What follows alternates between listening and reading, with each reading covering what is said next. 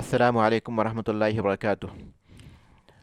الحمدللہ رب العالمین والصلاة والسلام علی رسولہ الامین وعلی آلہ وصحبہ اجمعین ومن تبعہم بإحسان الی یوم الدین۔ محترم حضرات، اسلام میں مال کی حقیقت اور سرمایہ کاری کے اصول و ضوابط، اس عنوان پر ہماری گفتگو ہو رہی ہے، اور اس سے پہلے حلقے میں یہ بات بڑی وضاحت کے ساتھ ہمارے سامنے آئی کہ عہد و پیمان کی کیا قسمیں ہیں۔ کمپنیوں میں شرکت کے جو عہد و پیمان ہیں اور وہ کون سی قسمیں ہیں جو عہد و پیمان کی قسمیں کہلاتی ہیں، اور ان میں ہمیں کن باتوں کا خیال رکھنا چاہیے، یہ بات وضاحت کے ساتھ آ چکی۔ اب ہم آگے بڑھیں گے اور اس نقطے پر گفتگو کریں گے کہ شرکات مساہمہ ایسی کمپنیاں جس میں بہت سے لوگ اپنا مال لگاتے ہیں، کیونکہ آج عام طور پر ایسی بہت سی کمپنیاں ہیں جو قائم ہوتی ہیں اور لوگوں کو اس کی ضرورت بھی ہوتی ہے، کیونکہ کوئی بڑی کمپنی کسی ایک شخص کے بس میں نہیں ہوتا کہ وہ اس کو شروع کر سکے، تو لہٰذا بہت سے افراد کا مال حاصل کرتی ہے اور پھر بہت سے افراد اس کمپنی کو چلاتے ہیں۔ تو شرکات مساہمہ یہ ایک ایسا رواج ہے جو بہت چل پڑا ہے اور بہت سے لوگ اس میں شریک ہوتے ہیں۔ تو ہمیں یہ معلوم ہونا ضروری ہے کہ اس میں ہمیں کن باتوں کا خیال رکھنا چاہیے۔ تو شرکات مساہمہ کیا ہیں اور وہ کس طرح اپنا مال اکٹھا کرتی ہیں، پھر ان کے اوصاف کیا ہیں، ان کی علامتیں کیا ہیں، اور پھر ان میں مال شامل کرنے یا پھر مال لگانے یا استثمار کے اصول و ضوابط کیا ہیں، اس کے شرائط کیا ہیں۔ یہ وہ بات ہے یا یہ وہ نقطہ ہے جس پر ہم گفتگو کریں گے، تو انشاءاللہ مولانا اس پر روشنی ڈالیں گے۔ تو شرکات مساہمہ یقیناً بہت ضروری ہے۔ آج کل جو مروج چیزیں ہیں اس میں سب سے زیادہ جو عروج پر ہے یہی کانسیپٹ ہے شرکات مساہمہ کا، بلکہ ایک ٹائم تو اس کے ریولیوشن کا بھی رہا، اسی کا ہی دورہ تھا۔ آج کی دنیا میں بھی دیکھیں، چاہے وہ گوگل سے لے کر ہندوستان کے ماحول میں ریلائنس یا ٹاٹا ہو جائے، وہ سب شرکات مساہمہ کی ہی شکل ہے۔ تو شرکات مساہمہ کی حقیقت پر پہلے آ جاتے ہیں، تو ہم اس کو انگریزی میں شرکات مساہمہ کو شیئر ہولڈنگ کمپنیز کہتے ہیں، اور یہ لسٹڈ ہوتے ہیں اسٹاک ہولڈنگ میں۔ اگر وہ پبلک لمیٹڈ ہو، پرائیویٹ لمیٹڈ ہو تو پھر وہ نہیں ہوتے ہیں۔ یہ سب چیزوں کی میں جو جتنے بھی الفاظ بول رہا ہوں انشاءاللہ اس کی حقیقت بھی میں آپ کو بتاتے چلوں گا۔ تو اس میں ہوتا یہ ہے کہ شرکات مساہمہ کا، جیسا آپ بتا رہے تھے کہ بالکل صحیح بات ہے وہ، کہ ایک آدمی کے بس میں نہیں ہوتا، اس کی لاگت جو ہوتی ہے اس قسم کی کمپنی کو بنانے کے لیے بہت زیادہ ہوتی ہے۔ تو اب اس کو کئی لوگ مل کر کرتے ہیں، تو وہ مال جمع کرنے کے لیے، وہ راس المال یا پھر کیپٹل جمع کرنے کے لیے اس قسم کے شیئرز ایشو کیے جاتے ہیں۔ شیئرز کسے کہتے ہیں؟ شیئر ہوتے ہیں کہ جو کیپٹل میں جو پیسہ لگایا جاتا ہے اس کا حصہ، ایک حصہ ہوتا ہے وہ۔ مثال کے طور پر ایک کمپنی اگر 1 ملین لگانا چاہ رہی ہے تو وہ 10,000 کے 100 شیئر ایشو کر دیتی ہے، تو وہ ہو گئے ہر ایک شیئر کا 1% ہو گیا، 10,000 گویا 1% ہوا اس کا، اور اس کو پرسنٹ میں اور فیصد میں ہی درج کیا جاتا ہے، کیونکہ شریکہ جب یا پھر جو کمپنی ہے دوران زمان کے ساتھ جب ترقی کرتی ہے تو اس کا کیپٹل بھی بڑھ جاتا ہے۔ اب کس کا کتنا کیپٹل ہے، کس کا کتنا راس المال ہے، کیسے طے ہوگا؟ تو وہ پرسنٹیج کے ذریعے اور فیصد کے ذریعے طے ہو جاتا ہے۔ تو گویا معلوم شیئر جو ہوتے ہیں وہ تمثیل ہوتی ہے، وہ ریپریزنٹیشن ہوتا ہے راس المال میں اپنے حصے کا۔ گویا اتنے حصے کے وہ مالک ہو گئے کمپنی کے، اتنے فیصد کے، لیکن وہ فیصد کون سے حصے کا؟ مطلب یعنی چھوئے جانے والی جو نظر آنے والی کمپنی ہے، بلڈنگ کا اتنا حصہ، ایسے نہیں، پورے کاروبار کی جو قیمت ہے، وہ پورے کاروبار کی جو قیمت اور حیثیت ہے اس میں ان کی اتنی شراکت داری ہے۔ یہ ہو گئی شیئرز کی۔ دوسرا طریقہ جو آج مروج جو ہے، جو شرکات مساہمہ یا شیئر ہولڈنگ کمپنیز جس کے ذریعے مال اکٹھا کرتے ہیں، وہ بانڈز کے ذریعے۔ یہ دونوں چیزیں، شیئرز اور بانڈز، یہ دو انسٹرومنٹس یا دو ذریعے ہیں جو یا دو ایسیٹس کہہ لیں آپ، یعنی جو دو چیزیں ہیں جو عام طور پر اسٹاک ایکسچینج میں بیچی اور خریدی جاتی ہے۔ لیکن بانڈز کے تعلق سے سمجھ لیجئے کہ بانڈز شیئرز کی نہیں ہے، شیئرز کی حقیقت اور بانڈز کی حقیقت مختلف ہے۔ شیئرز میں آپ کو بتا دیا، وہ راس المال کی اور کمپنی کی ملکیت کا ایک حصہ ہوتا ہے، حصہ شائعہ، یعنی ان ڈیوائیڈڈ شیئر، یعنی ان ایلوکیٹڈ، آپ کو معلوم نہیں ہے کہ کون سی جگہ ہے، کتنا ہے، بس آپ کا ایک نسبت اور فیصد طے ہے۔ بانڈز اس کے مقابلے میں قرض کا ہیں۔ یعنی کمپنی جو قرض لیتی ہے وہ بانڈز کی شکل میں، اور لیکن بانڈز اسلامی رو سے اور شریعت کی نظر میں حرام ہیں، اس لیے کہ بانڈز پر ماہانہ، سیمائی یا ششماہی کمپنی کی پالیسی کے مطابق اس پر فوائد انٹرسٹ آتا ہے۔ ایک مدت کے بعد وہ بانڈز کی جو اصل رقم تھی وہ بھی واپس کر دی جاتی ہے۔ چلیے مثال کے طور پر ایک بانڈ کی قیمت تھی 1000 یا 10,000، تو یہ 10,000 کا وہ بولتا ہے نکالتے ہوئے اس کو کوپن ریٹ کہتے ہیں، جو فائدہ یا پھر جو انٹرسٹ ہوتا ہے اس کو کوپن ریٹ بولتے ہیں۔ اس پر کوپن ریٹ درج ہوتا ہے 5%، 2%، 1%، جو بھی ہے، 1%، 5%، 2%، یہ ہر ماہ یا ہر سال جیسا بھی ان کی پالیسی ہے اس کے حساب سے، اور بولتے ہیں کہ یہ بانڈ کی پوری زندگی ہے اور پوری مدت ہے، یہ قرض کی مدت ہوگی اور میعاد ہوگی 5 سال، یعنی 5 سال کے اختتام پر جو 10,000 آپ شروع میں لگائے تھے وہ بھی واپس آ جائیں گے۔ تو یہ اسلام میں جائز نہیں ہے کیونکہ اس میں سود ہے۔ اس کا متبادل سکوک ہے، لیکن آج ہمارا موضوع وہ سکوک نہیں ہے، وہ بھی بہت تفصیل ہے۔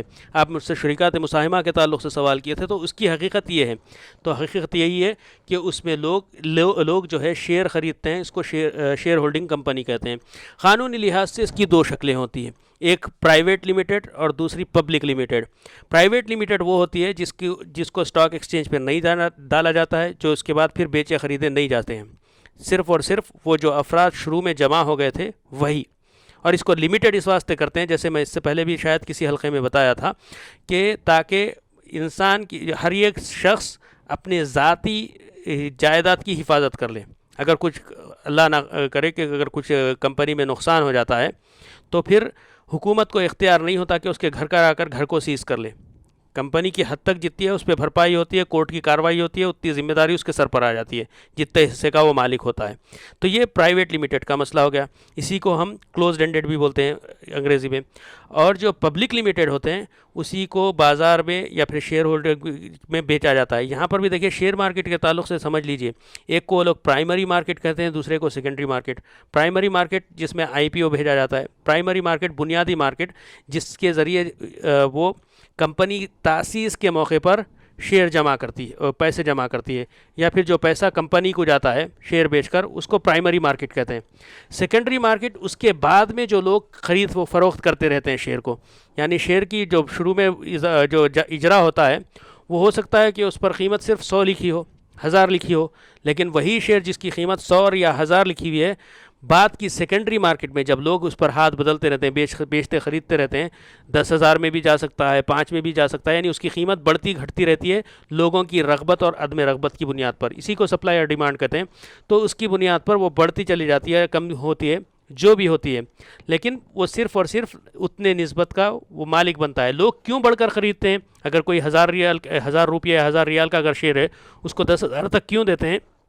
کیونکہ ان کی توقع ہوتی ہے۔ مثال کے طور پر گوگل کا، میں یہ دیکھیے ارقام حقیقی اور واقعی نہیں ہے، مثال سمجھانے کے لیے بول رہا ہوں کہ گوگل کا شیئر شروعات میں مثال کے طور پر $100 کا گیا تھا، آج ہو سکتا ہے اس کی مارکیٹ میں قیمت 5,000 $10,000 کی ہوگی۔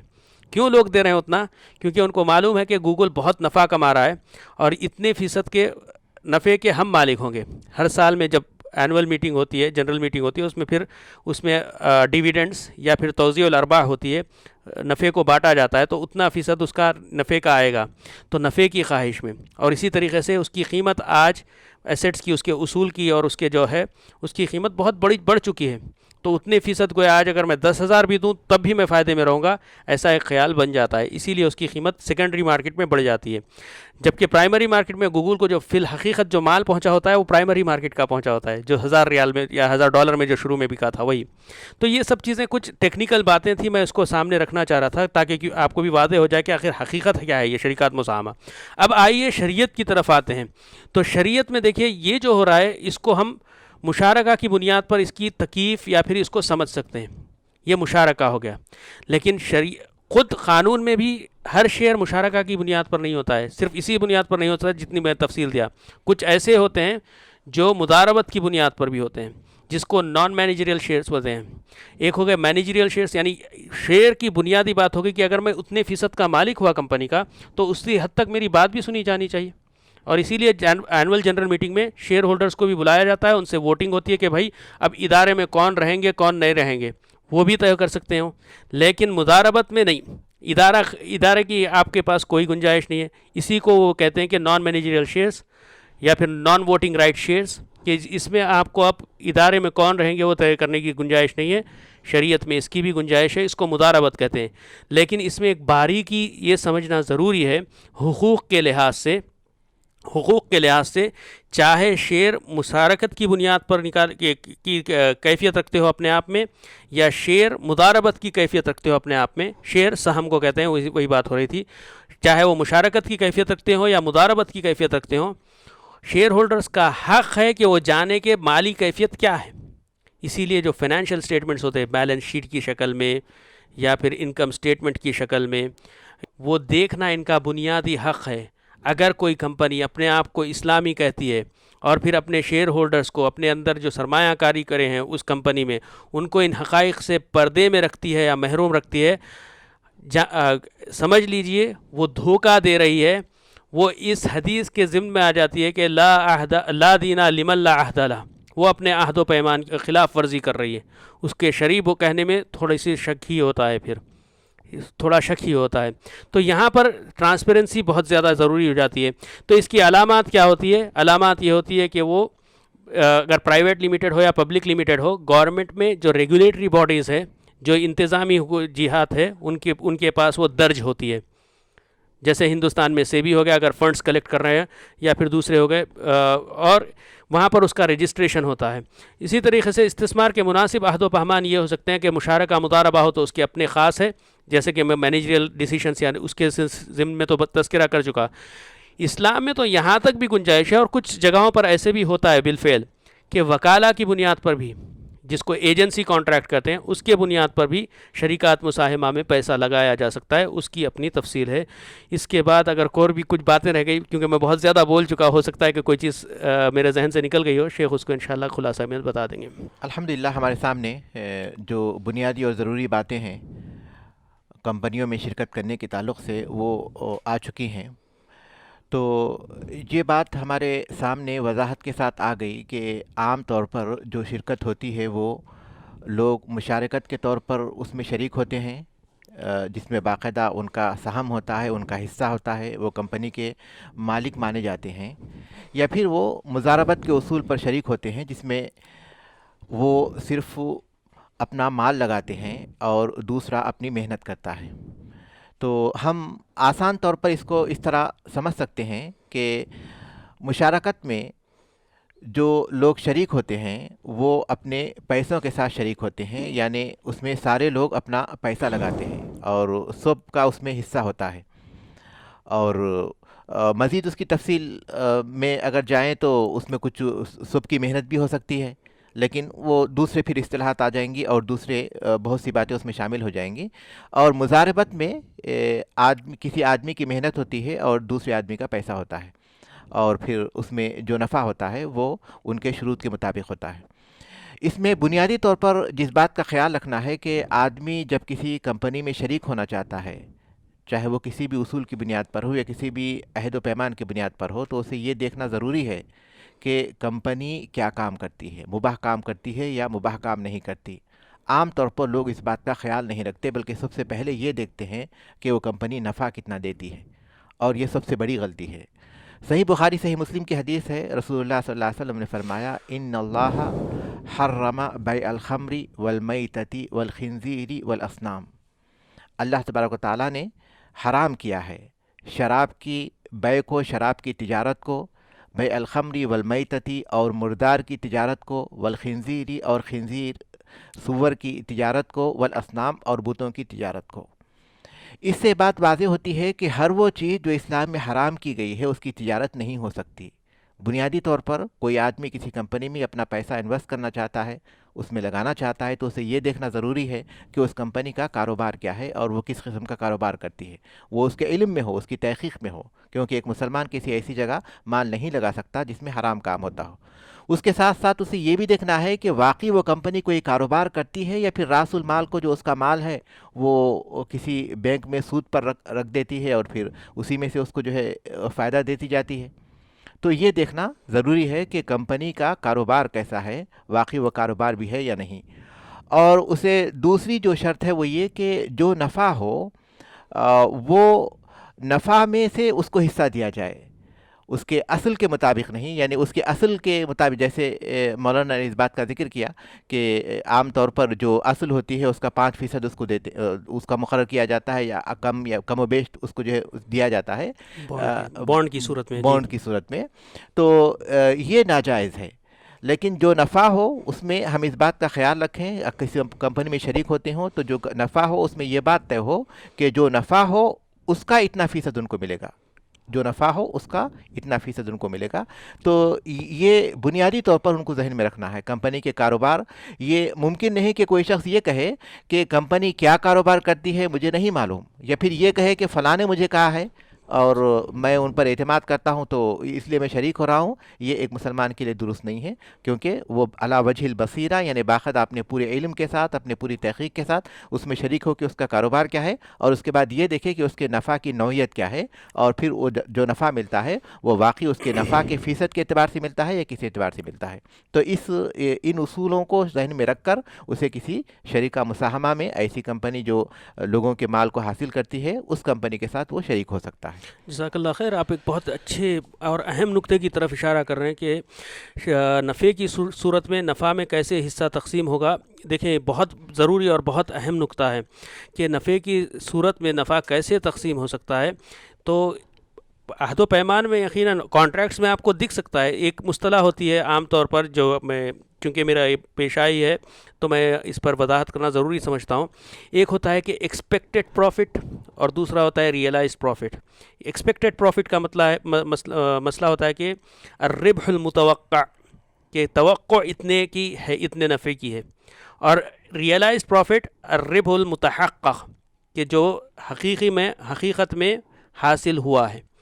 تو آپ جو بات بول رہے ہیں بالکل صحیح ہے کہ جو چیز ہوگی ربح، یہ دونوں عنصر پہ موجود ہو، اگر دو نہ ہو تو دوسرا عنصر الربح المتحقق، کانٹریکٹ کا حصہ ہونا، عقد و پیمان کا حصہ ہونا ضروری ہے۔